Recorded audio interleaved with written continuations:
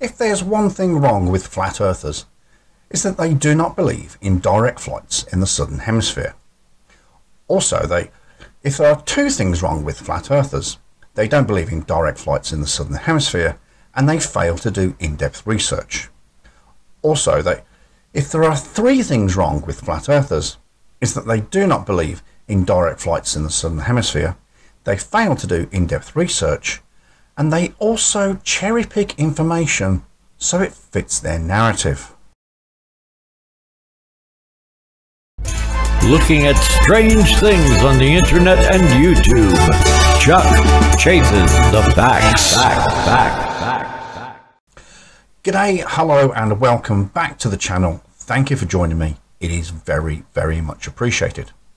Today we are going to look at yet another TikToker, eyeopener_SA. Now, this gentleman is going to try and prove a flat earth because he can't find a direct flight from New Zealand to South America. Let's have a look, see what he's got to say. All right, guys, I got a standard map of the world here. Yes, it is a fairly standard map. However, this map has New Zealand in the bottom left-hand corner, which is quite unusual for a standard Mercator projection map. This map is based on political regions in the world. It's not important, but it is a different type of map. And I believe that he's used this map just so it's easier for him to point from New Zealand to Argentina. And what I'm going to do right now is look up flights from New Zealand to Argentina. And should be a pretty straightforward flight, as we can see from the map here. But let's see what Google Flights has to say. This is where our third problem with flat earthers comes into play. Cherry picking from Google Flights. Now, Google Flights is not a travel company. All Google Flights does is just make recommendations on the easiest, possibly quickest, possibly cheapest flight available. But really, you have to go onto a verified travel agent or flight website to get accurate information. So I've got Auckland, New Zealand to Buenos Aires. I'm going to hit search. Found a flight here. 2 stops, LAX, JFK. Okay. Auckland to Los Angeles, Los Angeles to JFK, JFK to Buenos Aires, Argentina. I think what you're trying to pronounce there is the name of the airport in Buenos Aires. It is pronounced Ezeiza. And if you're going to try and make a debunking video about direct flights in the southern hemisphere, it's recommended you do your research and learn how to pronounce the name of the airport. Ezeiza. Huh, interesting. Let's look at the map again. So they want you to fly from here all the way up there and then all the way across the United States and then come back down to Argentina. Why do you think that is? There are a couple of reasons for this.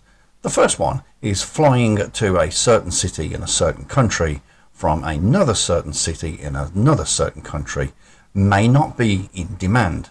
Therefore, the airlines will not put money into providing that type of flight. A second reason is that the majority of airlines will always fly back to their home country. For example, when I flew to America in 2021, I flew on Qatar Airlines. And yes, guess what? I landed in Doha. And the last time that I went back to England, I flew on Singapore Airlines. And you never guess what? We stopped at Changi Airport in Singapore.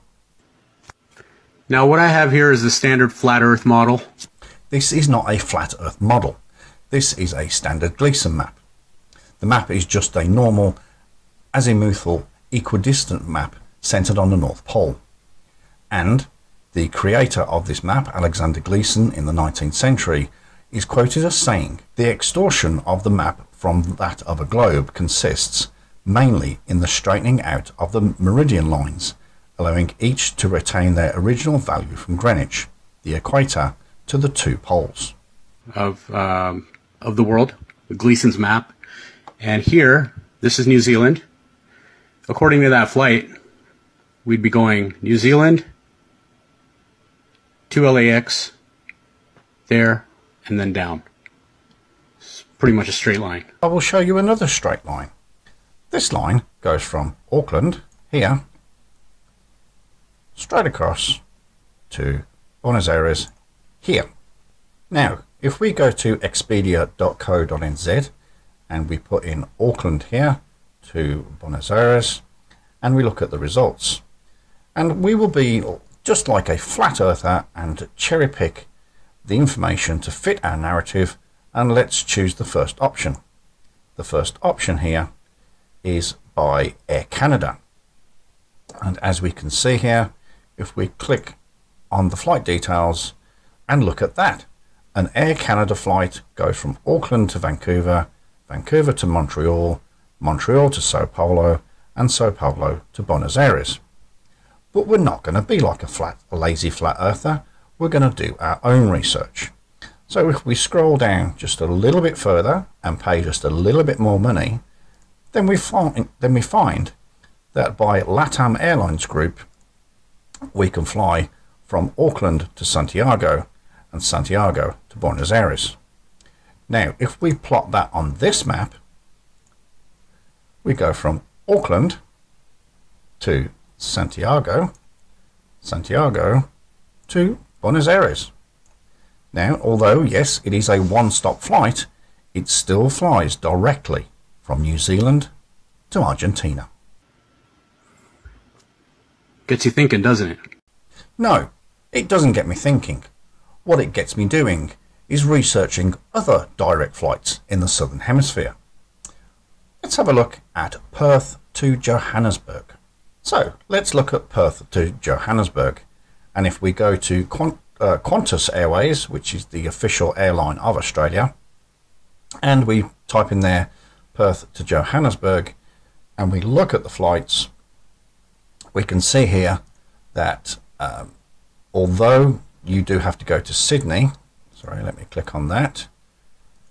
Oops. Perth to Sydney and then Sydney to Johannesburg. So if we plot that again, we go from Perth here over to Sydney. Now, one of the main reasons is that a flight from Perth to Johannesburg is not a very popular flight.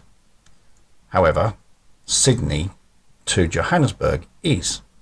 So we fly from Perth to Sydney and then Sydney, directly across the Indian Ocean to Johannesburg.